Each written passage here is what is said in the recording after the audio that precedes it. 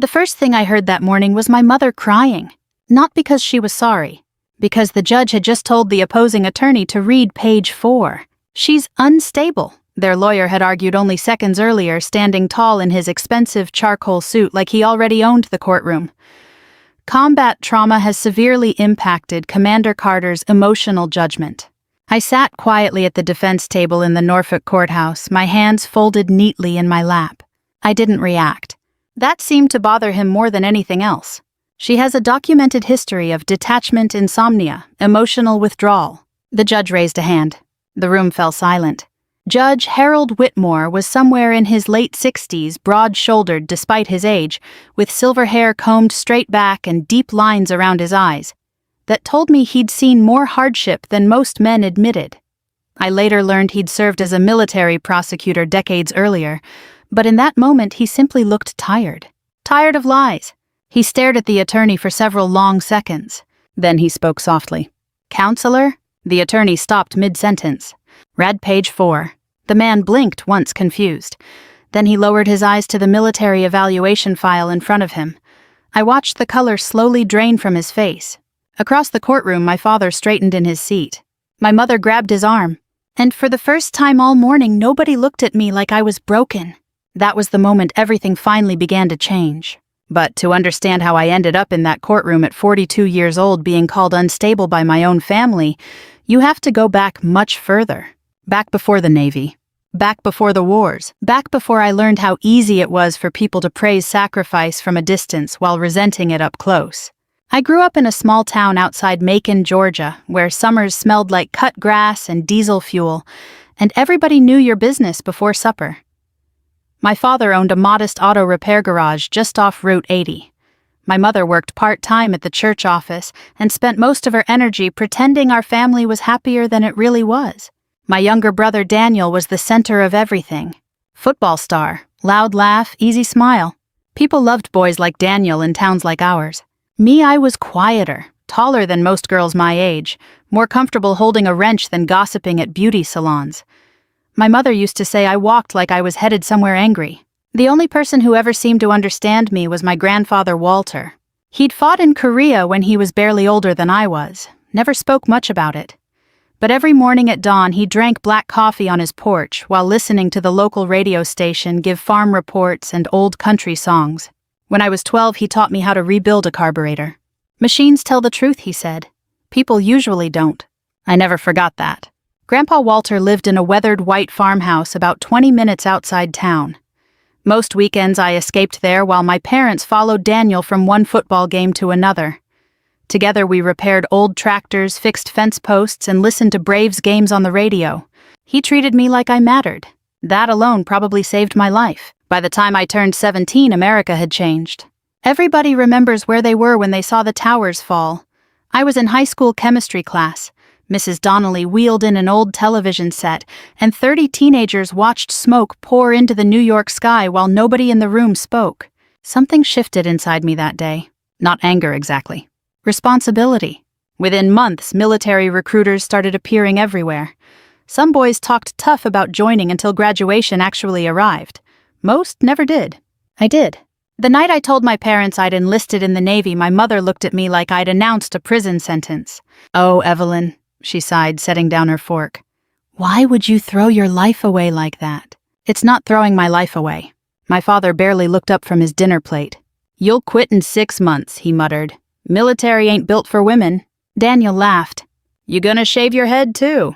I remember sitting there at that old kitchen table staring at the steam rising off mashed potatoes while realizing nobody in my own family believed I could do it.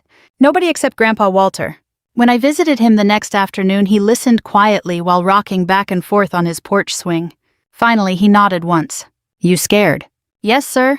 "Good," he said. "Means you understand what service costs." The morning I left for boot camp, nobody came to the station except him. No mother crying. No proud father handshake. Just Grandpa Walter standing beside a rusted Ford pickup beneath gray Georgia clouds. Before I boarded the bus, he pressed something cold into my palm. His old dog tags. The metal was scratched and worn smooth with age. "You carry these," he said, "and remember something." I swallowed hard. "You don't serve because people clap for you. You serve because somebody has to." I hugged him then tighter than I meant to. As the bus pulled away, I looked back through the window and saw him standing alone with his hand raised in salute. That image stayed with me through every deployment, every funeral, every nightmare, and every lonely hotel room over the next 20 years. At the time, though, I was just a scared Georgia girl headed toward a future nobody around her believed she could survive. I had no idea that one day the same family who doubted me would sit across a courtroom trying to use my service against me, or that page 4 would finally expose all of them. Boot camp in Great Lakes hit me like a freight train in January. The wind off Lake Michigan cut straight through the cheap civilian jacket I arrived in, and within the first hour I understood something important about military life. Nobody cared where you came from once those doors closed behind you. Not your hometown, not your feelings, not whether your family believed in you. The Navy stripped all of that away fast. By the end of the first week, my voice was gone from shouting cadence, my feet bled through my socks, and I'd been screamed at by men who seemed personally offended by my existence. Especially because I was a woman. That part surprised me less than it probably should have. One chief petty officer from Alabama looked me dead in the eye during training exercises and said, "Women don't belong on ships. They belong writing letters to the men on ships." I remember standing there exhausted, rain soaking through my uniform, wanting badly to prove him wrong, but understanding something even more important. Talking wouldn't do it. Only surviving would. So I stopped trying to impress people. I just worked. I ran harder, studied longer, learned faster. And little by little, the people around me started changing the way they looked at me. Not all at once, but enough.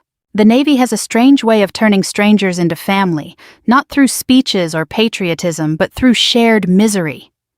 You learn who somebody is at 3 a.m, cleaning flooded compartments, or standing watch half frozen while waves slam against steel. That's where trust begins. My first deployment came 2 years later aboard the USS Farragut, a destroyer operating in the Persian Gulf. I was 21 years old, and still carrying Grandpa Walter's dog tags tucked inside my locker. The ship smelled like machine oil, coffee, salt, air, and exhaustion. I loved it immediately. Life at sea settles into your bones after a while. Days blur together under fluorescent lights. You stop noticing time. Some nights the ocean looked black as motor oil beneath the moon. Other nights the water glowed silver all the way to the horizon.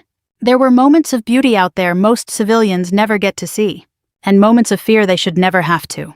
By then, America had been at war for years. Every deployment carried tension. You learned to sleep lightly, learned to recognize the sound of alarms instantly, learned that bravery usually looked less like heroics and more like doing your job while terrified. I became close friends with a corpsman named Luis Ortega from San Antonio. Funny kid, could make an entire mess hall laugh after 20-hour shifts. He used to keep photographs of his mother tucked into his helmet liner. "Woman still thinks I'm too skinny," he'd joke. Then there was Chief Ramsey, a grizzled engineer from Kentucky who chewed tobacco constantly and treated younger sailors like rough-edged sons and daughters whether he admitted it or not. And Melanie Brooks from Ohio, another officer who taught me how to survive in rooms full of men determined to underestimate you. "You don't need their approval," she told me one night during watch. "You need their respect. Different thing entirely." I carried that lesson for the rest of my career. Letters from home became less frequent over time. Grandpa Walter wrote every month in shaky handwriting, usually short notes about weather, baseball scores, or repairs he was making around the farm. My parents rarely wrote at all. Daniel sent exactly one email in 3 years asking if I could loan him money after some business idea collapsed. I wired him $2,000 anyway.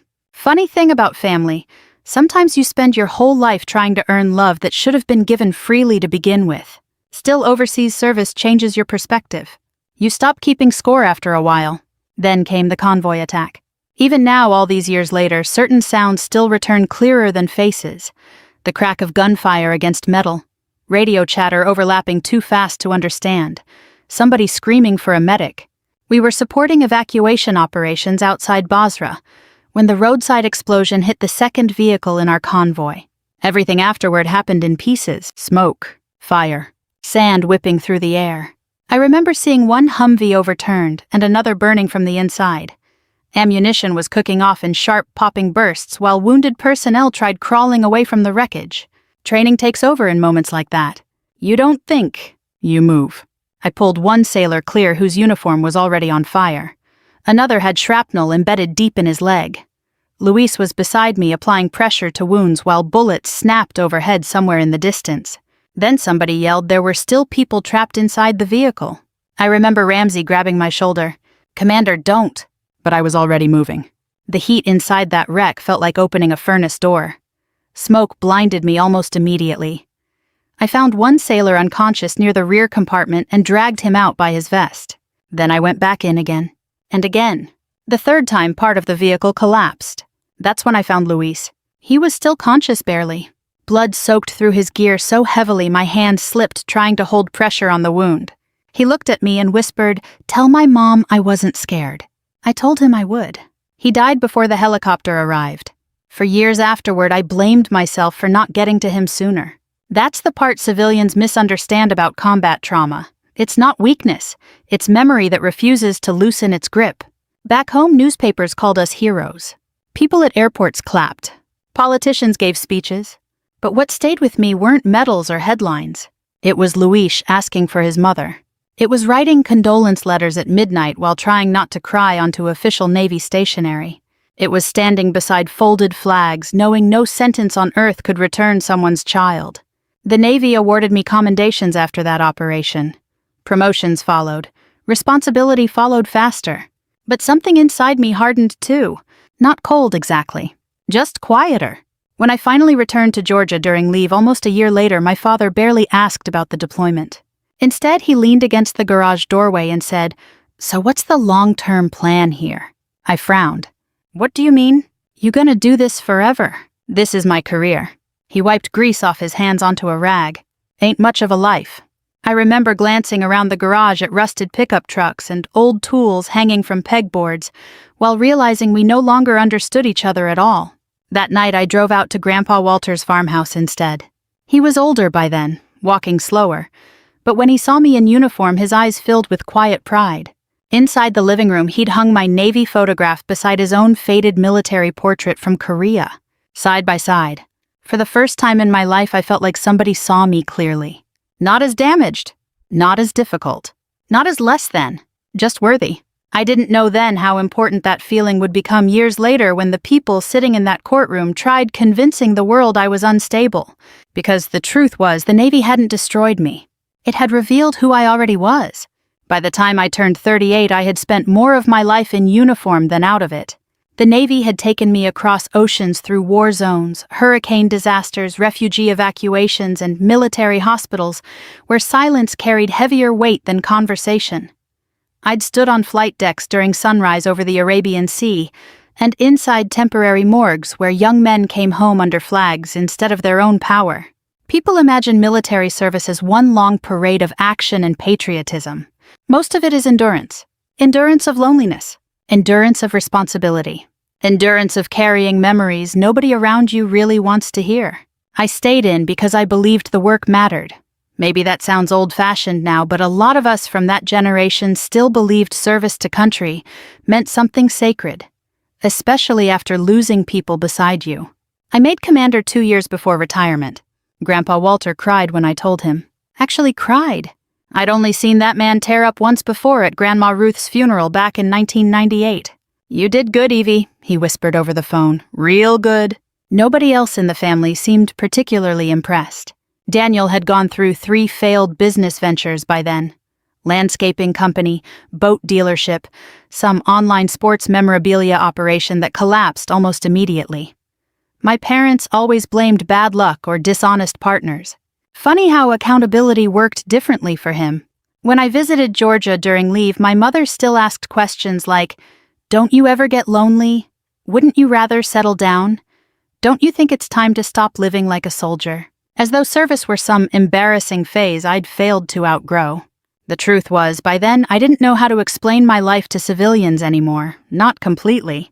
How do you describe the feeling of watching helicopters lift survivors from flooded rooftops after Hurricane Katrina? Or sitting beside a 19-year-old Marine having a panic attack because fireworks reminded him of mortar fire, or calling parents at 2 a.m. because military protocol requires someone tell them their son isn't coming home. Some experiences separate you quietly from other people. Not better, not worse, just different. I retired from active service the same year Grandpa Walter's health began failing. Congestive heart failure, arthritis, memory problems creeping in slowly around the edges. I moved to Norfolk afterward, partly because of the Navy community there and partly because I couldn't stand the thought of settling back permanently in Georgia. Still, I visited Grandpa every chance I got. Those visits became smaller over time, softer. He tired easily, forgot names occasionally, sometimes repeated stories from Korea 3 times in one afternoon. But whenever I walked through the door, his face still lit up the same way. One evening we sat together on his porch watching rain move across distant fields. "You ever regret it?" he asked suddenly. "The Navy." He nodded. I thought about all the funerals, all the scars, all the empty apartments after deployments ended. Then I shook my head. "No, sir." He smiled faintly. "Good." That was the last real conversation we ever had. 3 months later, Daniel called me during a veterans housing fundraiser in Norfolk. "Grandpa took a fall," he said quickly. "Doctors say his memory's getting worse." I drove through the night to Georgia. When I arrived at the hospital, my mother looked exhausted but strangely guarded. My father barely spoke. Daniel kept acting overly helpful in a way that immediately made me suspicious.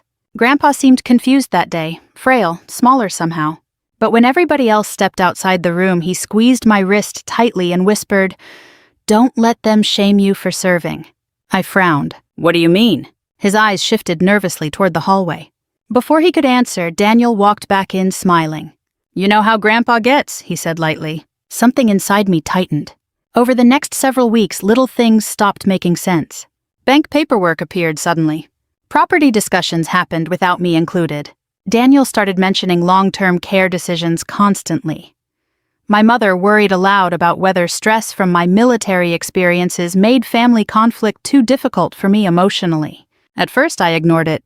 Then one afternoon I found paperwork on the kitchen counter referencing psychiatric evaluations from the VA. Mine. My stomach dropped. "What is this?" Daniel took the folder calmly. "Relax, we're just making sure Grandpa's affairs stay protected."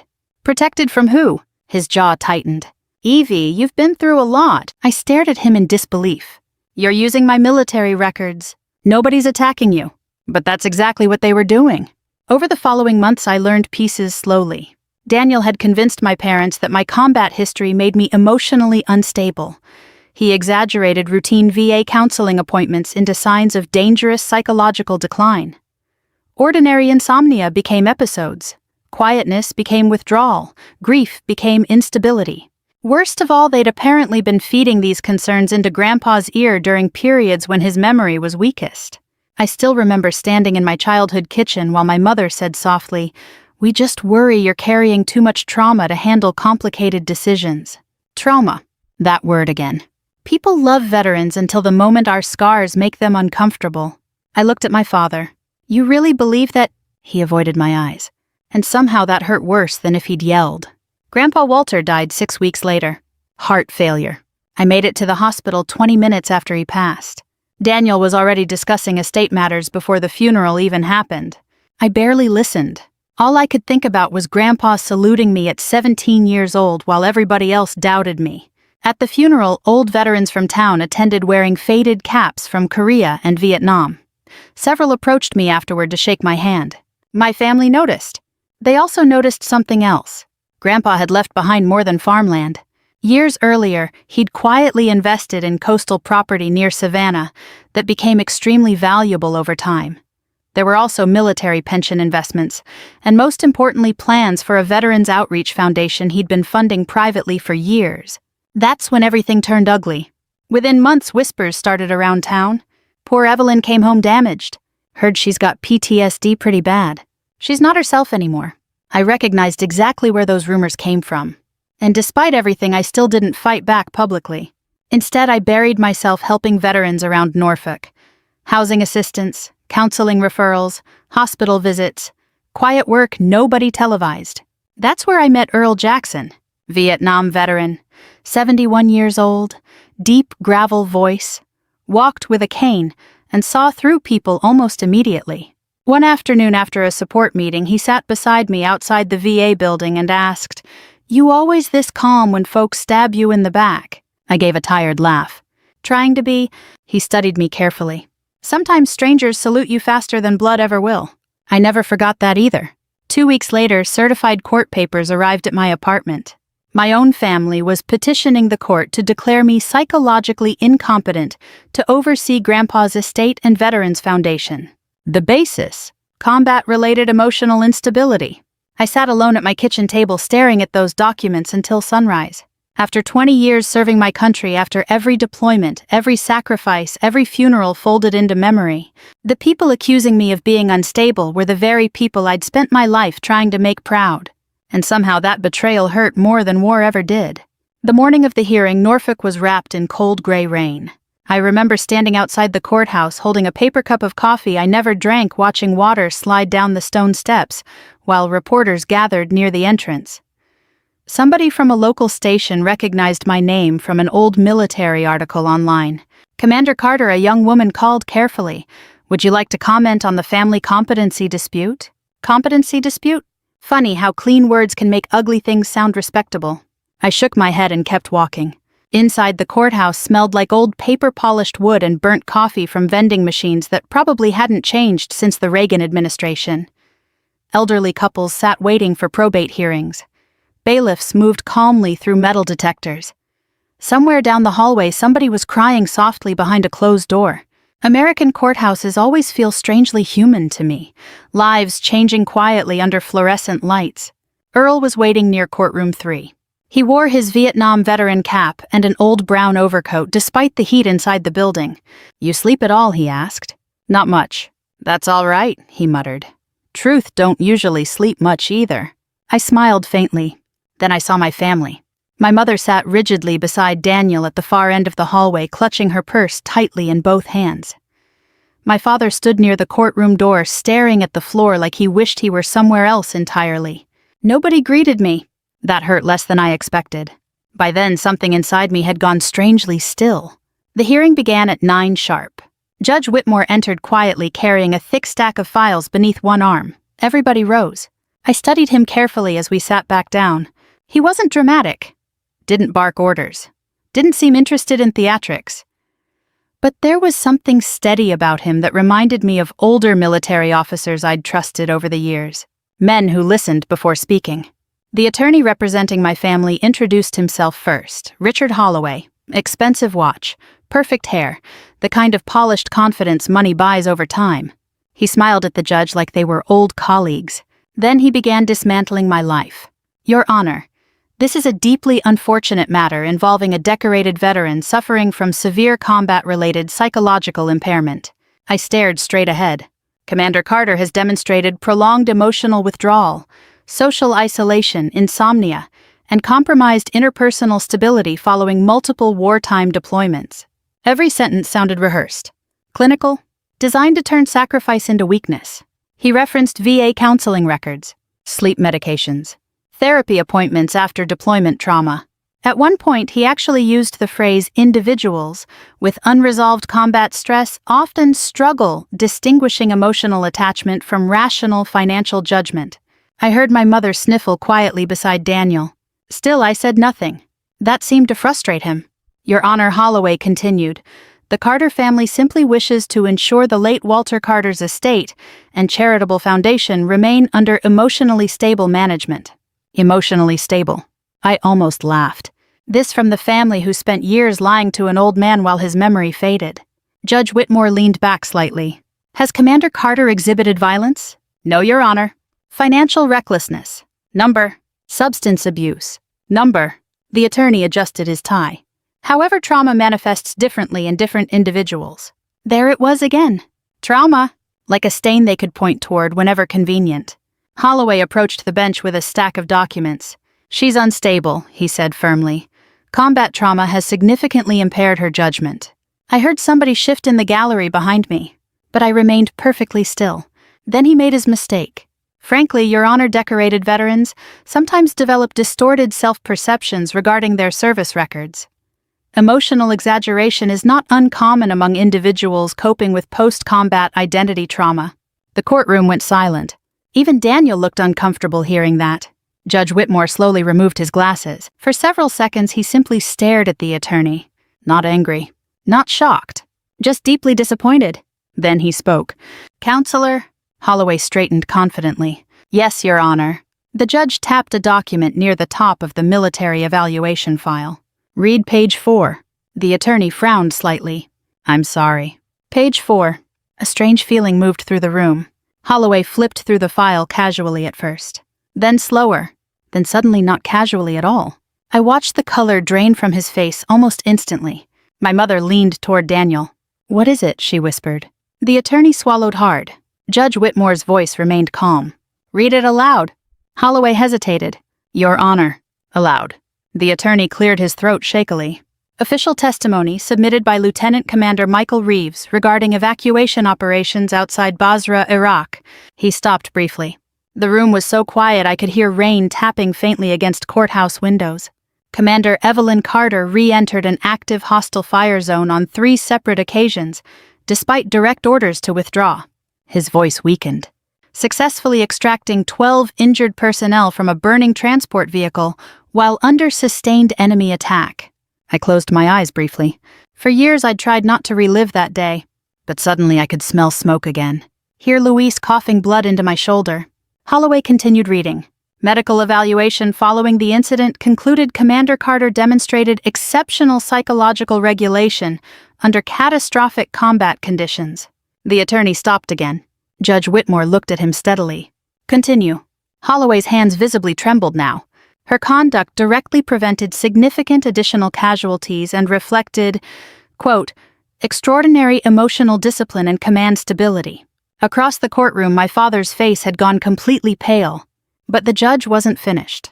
There's another paragraph, he said quietly. Holloway stared at the page like he wanted to disappear. Then he read the final section. A supplemental statement from Walter Carter attached to the estate filing. My breath caught. I'd never seen this document before. Holloway swallowed hard. If my granddaughter carried war home inside her, it's because she carried America first. Any pain she bears came from protecting sons and daughters who belonged to all of us. My mother covered her mouth. Daniel looked down at the table. And for the first time since this nightmare began, I saw shame enter that courtroom. Real shame. Not mine. Theirs. Nobody spoke for several long seconds. Then Judge Whitmore folded his hands carefully. Counselor? He said softly. Do you truly wish to continue arguing that decorated military service constitutes evidence of incompetence? Holloway opened his mouth. Closed it again. No, Your Honor. The judge nodded once. Good. I should have felt victorious. Instead, I mostly felt tired. So incredibly tired. Because no courtroom ruling could erase the fact that my own family had tried turning the hardest years of my life into a weapon against me. The hearing recessed shortly afterward. As people slowly stood to leave, reporters rushed into the hallway outside. I remained seated. Earl placed one weathered hand gently on my shoulder. You all right, Commander? I stared at Grandpa Walter's statement lying open across the table. Then I whispered the truth. No, I said quietly. But maybe I finally stopped being ashamed of surviving. The story should have ended after page 4. That's what most people think about courtroom battles. One dramatic revelation, one emotional speech, one side exposed, the other vindicated. Real life doesn't work that way. You can win a case and still lose sleep. You can prove people wrong and still feel hollow afterward. The hearing made local news by evening. Not national headlines or anything dramatic like that. Just one of those regional human interest stories older Americans still watch during dinner. A decorated Navy commander accused of instability by her own family. A judge publicly criticizing the misuse of PTSD stereotypes against veterans. By sunrise the next morning, my voicemail was full. Former sailors, retired officers, widows of men I'd served beside, even strangers. One message came from the mother of a Marine I'd helped evacuate years earlier during a flood response operation in Louisiana. You don't know me personally, she said softly through static, but my son came home because of people like you. Don't let anybody make you ashamed of surviving. I sat in my kitchen listening to that message 3 separate times. Then I turned the phone off. I needed silence more than validation. Outside my apartment, Norfolk carried on like normal. Delivery trucks rolled through damp streets. Retired Navy men drank coffee at corner diners discussing weather and politics. Tugboats moved slowly through the harbor while gray gulls circled overhead. Ordinary life. That's the strange thing about personal devastation. The world keeps moving while you stand still inside it. Around noon there was a knock at my door. When I opened it, 2 men stood there wearing old navy dress coats, despite the chilly wind outside. For half a second, I didn't recognize them. Then one smiled. "Commander Carter," he said warmly. It was Chief Ramsey. Older now, more gray hair, moving slower.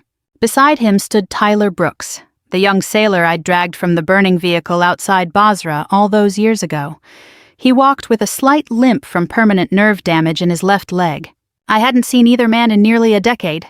Before I could speak, Ramsey handed me a paper bag. "Coffee and peach pie," he said. Figured Georgia girls still like peach pie. That nearly broke me right there. We spent most of the afternoon sitting around my tiny kitchen table talking quietly about old deployments, mutual friends, retirement aches, and the strange adjustment of growing older after military life. At one point, Tyler looked at me carefully and said, "You know there are people alive because of you, right?" I stared down into my coffee. "I know people died too." He nodded slowly. "That's not the same thing. But veterans carry ghosts differently than civilians do. Nobody comes home from war entirely untouched. The lucky ones simply learn how to keep walking with the weight." Before leaving, Ramsey paused near the door. "Heard what your family tried pulling," he muttered. "Disgraceful." I shrugged faintly. "They're still my family." Ramsey studied me for a long moment. "You know," he said quietly, "sometimes decent people forgive things long before they should." After they left, I sat alone watching darkness settle across the harbor. And for the first time since the hearing, I let myself cry. Not loud, not dramatic. Just years of exhaustion finally leaking out slowly. The next court session wasn't scheduled for another week. Judge Whitmore wanted additional review regarding Grandpa Walter's estate filings and the Veterans Foundation structure. That gave my family time to panic. Daniel called 3 times. I ignored every call. Then my father showed up unexpectedly outside the Veterans Outreach office where I volunteered twice a week. He stood beside his truck, awkwardly, hands shoved deep into his coat pockets. Seeing him there startled me more than anger would have. He looked older, smaller somehow. The proud certainty he'd carried most of my life seemed worn down around the edges. "Mind talking?" he asked quietly. We walked to a nearby bench overlooking the water. For several minutes, neither of us spoke. Finally, he cleared his throat. "You embarrassed us pretty bad in court." I almost laughed at the absurdity of that sentence. "You think I embarrassed you?" His jaw tightened. "That ain't what I meant." I stared out across the harbor. "You know what the worst part was?" I asked softly. "Not the lawsuit, not the rumors. It was hearing my own father sit there while strangers called me unstable because of military service." He rubbed one hand across his face. "We thought you needed help." "No," I said calmly. "Daniel thought I was easier to push aside if people believed I was damaged." He didn't answer immediately. That silence told me everything. Eventually he spoke again, quieter this time. "When you came home, you were different." "Of course I was different." "You stopped talking much. I spent 20 years watching young Americans come home in flag-draped coffins." His eyes lowered. "I didn't know how to reach you anymore." There it was. Not cruelty exactly. Weakness. Some people avoid pain so completely they abandon anyone carrying it openly. We sat there another long minute while gulls drifted overhead. Then my father said something I never expected to hear. "I watched that footage on the news." "What footage?" "The rescue operation. Military archive they showed during the story." I stiffened immediately. I hated that footage. Hated seeing younger versions of dead men moving through smoke and chaos. My father swallowed hard. "You ran back into that fire 3 times. I nodded once. His eyes filled suddenly with emotion he seemed deeply ashamed of. "When you were little," he said hoarsely, "you used to run into storms because you were worried horses got scared during thunder." I blinked in surprise. I barely remembered that. He laughed faintly through tears. "Your mama used to yell at you for it." For a moment, neither of us were old enemies sitting beside a harbor. We were simply a father and daughter who'd spent too many years misunderstanding each other. Then he ruined it. Daniel didn't mean for it to go this far. I stood immediately. "There it is. Evie." "No." "You still don't get it." I turned toward him fully. He used my service against me. He took every sacrifice, every funeral, every nightmare, and turned it into evidence that I couldn't be trusted. My father looked genuinely broken then, and somehow that hurt too. Before leaving, I said the thing I'd carried silently for years. "You know what Grandpa understood that the rest of you never did?" He looked up slowly. "Service changes people," I whispered, "but not always for the worse." That evening, Earl found me sitting outside the outreach center after closing. "You look tired," he said. "I am tired." He lowered himself carefully onto the bench beside me. "War's heavy," he muttered, "but bitterness weighs more." I stared out toward the dark water. "How do you forgive people for something like this?" Earl chuckled softly. "Who said anything about forgiveness yet?" I frowned. He tapped his cane gently against the sidewalk. "First, you decide whether you want to stay angry forever. Rest comes after that." I thought about Grandpa Walter then, about his porch at sunrise, about old dog tags pressed into my hand before boot camp. And for the first time since the lawsuit began, I realized something important. Maybe the inheritance he truly left me wasn't land or money or property. Maybe it was the ability to endure disappointment without letting it poison who I became afterward. The final hearing lasted less than 40 minutes. After everything that happened, after all the paperwork and accusations and whispered rumors, the end arrived quietly. That felt appropriate somehow. By then, Judge Whitmore had reviewed Grandpa Walter's complete estate records, the Veterans Foundation filings, witness testimony, and medical evaluations from independent specialists. The facts were painfully clear. I was not unstable. I was simply a veteran who had survived difficult things. The courtroom looked smaller the second time around, less dramatic. The reporters had mostly disappeared after the earlier headlines faded. Only a few local journalists remained, along with several older veterans sitting quietly in the gallery. Earl sat in the front row wearing the same brown overcoat. So did Chief Ramsey. And Tyler Brooks. I noticed my mother staring at them repeatedly before proceedings began, as though she still couldn't understand why strangers showed me more loyalty than my own family had. Judge Whitmore entered precisely at 9. We all stood. Then the ruling began. His voice remained calm and measured throughout, but every word carried weight. This court finds no evidence whatsoever supporting claims of legal incompetence against Commander Evelyn Carter. Daniel stared rigidly at the table. My father looked exhausted. My mother quietly cried before the judge had even finished speaking. Judge Whitmore continued.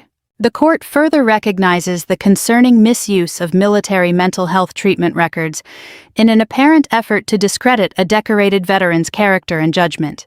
Nobody moved. Young men and women who seek counseling after combat service should be commended for responsibility, not punished for honesty. Several veterans in the gallery nodded silently. Then came the final decision. Grandpa Walter's estate, including the Veterans Outreach Foundation, would remain entirely under my authority, exactly as intended. No restrictions, no supervision, no shared control. The judge closed the file carefully. Court adjourned. That was it. No dramatic music. No applause. Just the sound of chairs moving and people quietly gathering coats beneath fluorescent courthouse lights. Afterward, several veterans approached to shake my hand. One elderly Marine grasped my shoulder firmly and said, "Welcome home, Commander." I nearly cried hearing that, because for years I'd felt like I belonged everywhere except home. Daniel tried speaking to me outside the courtroom. "Evie, wait." I stopped but didn't turn immediately. When I finally faced him, he looked nothing like the confident younger brother I'd grown up resenting. He looked nervous, hollowed out. "I'm sorry," he said quietly. The words sounded unfamiliar in his mouth. "For what part?" I asked. His eyes lowered. "All of it." Rain fell softly outside courthouse windows while people passed us in both directions. For a long moment, neither of us spoke. Then Daniel finally admitted the truth. "I spent my whole life feeling second place next to you." I frowned. "That's ridiculous." "No, it isn't." His voice cracked slightly. "You were brave, disciplined. Grandpa respected you. People admired you. You were Mom and Dad's favorite. That's not the same thing." I stared at him carefully then, and for the first time in my life I saw something I'd never allowed myself to see before. Daniel had been insecure for years. Not evil, not heartless. Weak. There's a difference. Weak people sometimes do terrible things because they're terrified of feeling small. That realization didn't erase the damage, but it softened something sharp inside me. "I can't pretend this didn't happen," I told him quietly.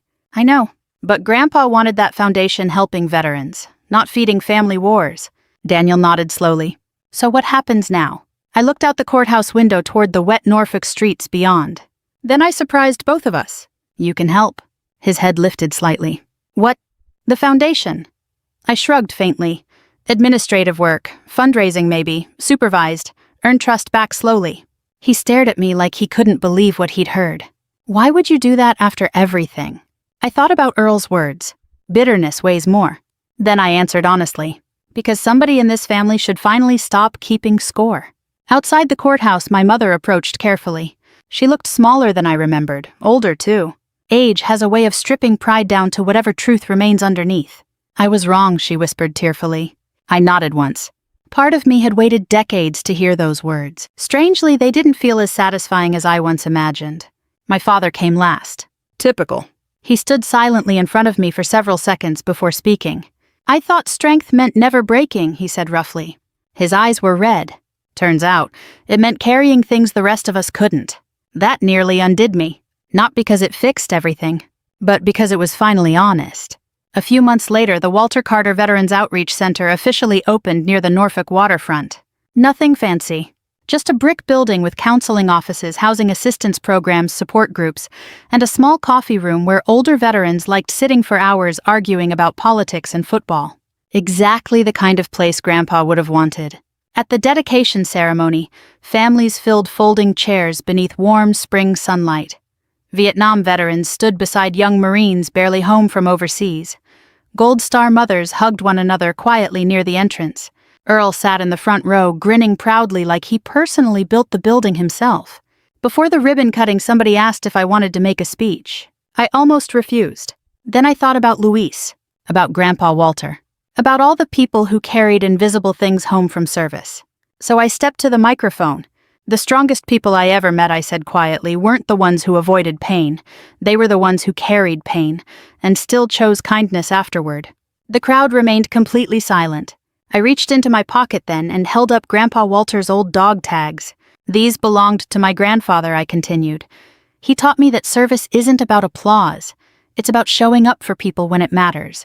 I placed the tags gently inside a memorial case near the lobby wall. For a second, I could almost see him standing there again beneath gray Georgia skies, saluting a frightened 17-year-old girl boarding a bus toward an uncertain future. That girl had spent years trying to prove herself worthy. But standing there that afternoon beside veterans, families, and even the relatives who once betrayed me, I finally understood something simple. Worthiness was never the question. Love was. Later that evening, after everybody left, Earl and I stood near the Chesapeake Bay, watching sunset turn the water gold. You finally feel at peace, he asked. I smiled softly. No, I admitted. Then I looked out toward the harbor where distant Navy ships rested beneath fading light. But I finally feel home. And if this story touched your heart in some way, maybe share it with somebody who carried burdens quietly for others. Sometimes the strongest people are the ones nobody fully thanks until much later. And sometimes healing begins simply by being seen.